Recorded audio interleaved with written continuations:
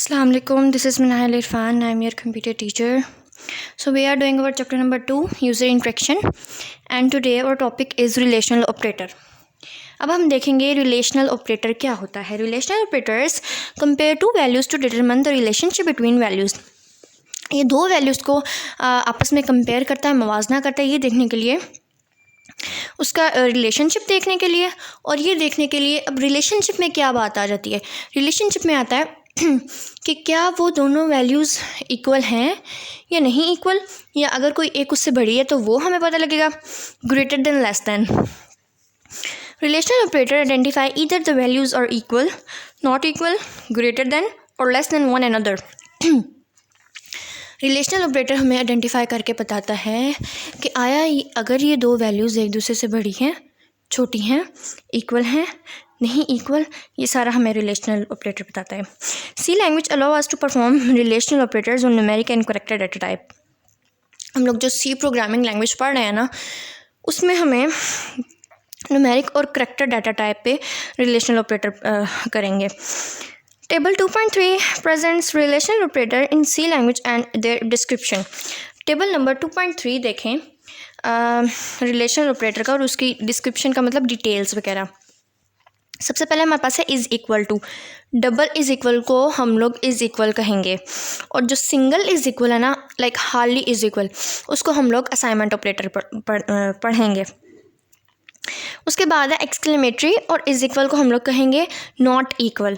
अगर हमारे पास आंसर गलत आ रहा है या 5 इज़ इक्वल टू 5 है तो हम कहेंगे ये इक्वल है. 5 इज़ इक्वल टू 2, क्या ये हो सकता है? नहीं. 5 2 के कैसे इज इक्वल होता है? वहाँ पे हम लोग ये सेकंड वाली स्टेटमेंट वाला साइन यूज़ करेंगे. उसके बाद ग्रेटर देन है, लेस देन, ये तो सबको पता होता है.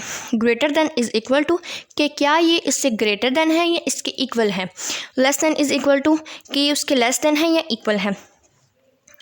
डिटेल्स देखें. Relational operator perform operations in on two operands and return the result in Boolean expression. Boolean expression हम लोग कहते हैं ट्रू फॉल्स को, और बेसिकली बूलियन एक्सप्रेशन हम लोग कहते हैं 1 0 और 1 0 और 1, और कंप्यूटर बूलियन एक्सप्रेशन ही अंडरस्टैंड करता है. ये दो ऑपरेंड पे काम करते हैं रिलेशनल ऑपरेटर, और वैल्यू हमें बूलियन एक्सप्रेशन में देते हैं, लाइक 0 1 की फॉर्म में देते हैं या ट्रू फॉल्स में देते हैं. A true value is represented bye 1. अगर हमारी वैल्यू ट्रू होगी तो वो 1 से रिप्रेजेंट करेगा, और अगर हमारी फॉल्स होगी, गलत आंसर आएगा, तो वो 0 से रिप्रेजेंट करेगा. Whereas a false value is represented by a 0. This concept is further illustrated in table 2.4. 2.4 में देखें रिलेशनल एक्सप्रेशन. अब यहाँ पे उन्होंने एग्जांपल्स के साथ थोड़ा सा उसको एक्सप्लेन किया हुआ है और उसका रिज़ल्ट बताया हुआ है. 5 इज़ इक्वल टू 5. क्या 5 5 के इक्वल होता है? ऑब्वियसली होता है, तो ये ट्रू होगा. 5 इज़ नॉट इक्वल टू 7. ये तो हमें पता है कि 5 7 के इक्वल नहीं होता, या 7 5 के इक्वल नहीं हो सकता, ये भी ट्रू है. 5 ग्रेटर देन 7 के 5 7 से बड़ा है, क्या ये ठीक है? Is 5 greater than 7? No, it's not. 7 is greater than 5, तो ये फॉल्स होगा. उसके बाद 5 लेस देन 7, क्या ये ठीक है? 5 7 से छोटा है? हाँ, छोटा है, तो ये ट्रू होगा. 5 greater than is equal to 5. 5 5 के इक्वल या इक्वल हो सकता है या उससे ग्रेटर हो सकता है. हाँ, तो ये इक्वल है, तो हमारे पास ये ट्रू आएगा. 5 less than is equal to 4. 5 4 से छोटा है छोटा?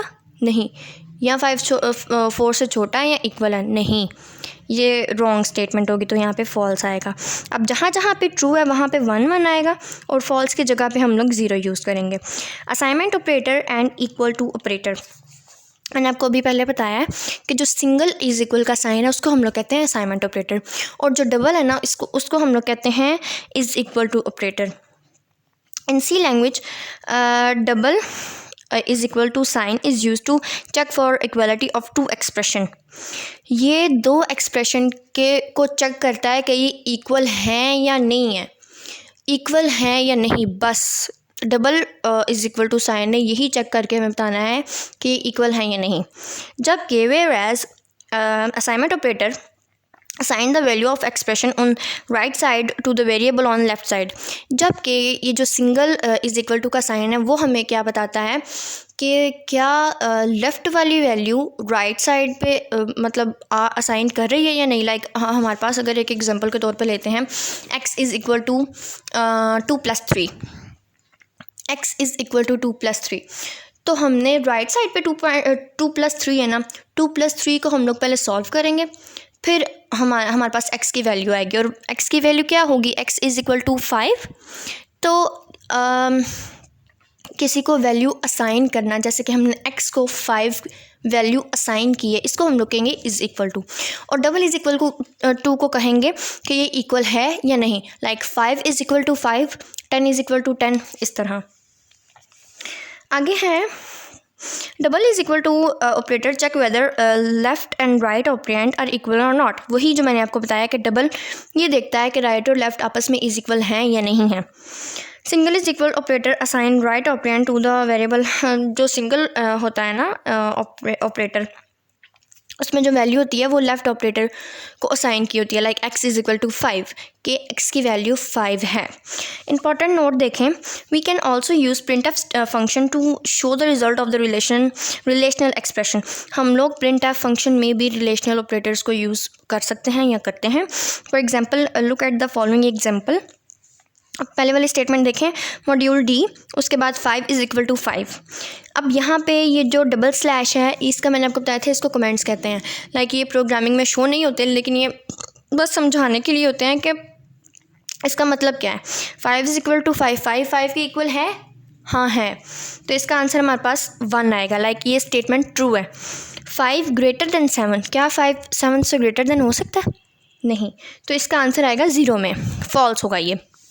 उसके बाद आप देखें प्रोग्राम नंबर 2.10 है हमारे पास। Consider the variable x is equal to 3, y is equal to 7, find out the Boolean result of following expression.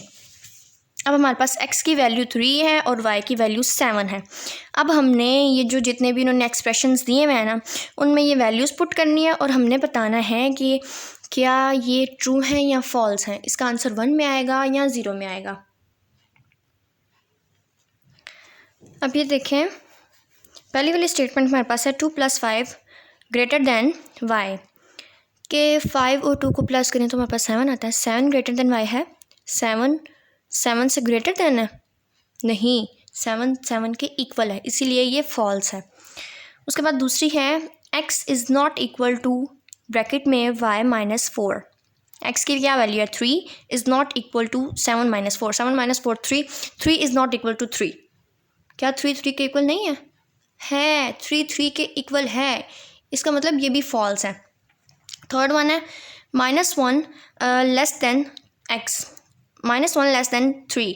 क्या -1 3 से कम है? हाँ, 3 से छोटा है, तो ये ट्रू होगा। उसके बाद x + y is equal to x + 4 is equal to y, यानी 3 + 4 is equal to 7, 7 is equal to 7, 7 is equal to 7, हाँ, तो ये ट्रू है। उसके बाद है y डिवाइडेड बाय 2, यानी 7 divided 2 greater than is equal to 3। 7 को 2 से डिवाइड करेंगे, जो भी वैल्यू आएगी क्या वो 3 से ज़्यादा है? ऑब्वियसली ज़्यादा है, आप खुद ये करके देखें ज़रा। उसके बाद है x asterisk 3 less than is equal to 20। 3 divided 3, 3 3s are 9, 9 less than is equal to 20, 9 20 से छोटा है, हाँ है, तो ये ट्रू ही आएगा।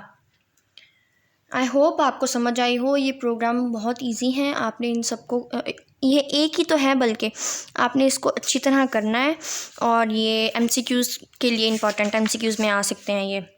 और ये रिलेशनल ऑपरेटर अच्छी तरह याद करना है। कल हम लोग लॉजिकल ऑपरेटर्स करेंगे। अल्लाह हाफिज़।